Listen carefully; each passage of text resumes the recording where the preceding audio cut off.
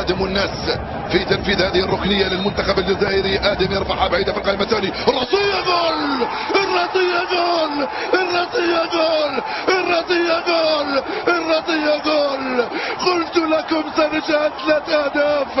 عاد بغداد، ثلاثية بغداد. الله الله يا بغداد، جول الله. هدف التعديل من بغداد في الدقيقة 94. الهدف العاشر في الوقت بدل الضايع في 20 مباراة في كأس افريقيا. الجزائر لا تسقط، المنتخب الجزائري لا يسقط. بغداد يفعلها ويسجل. بوم، جول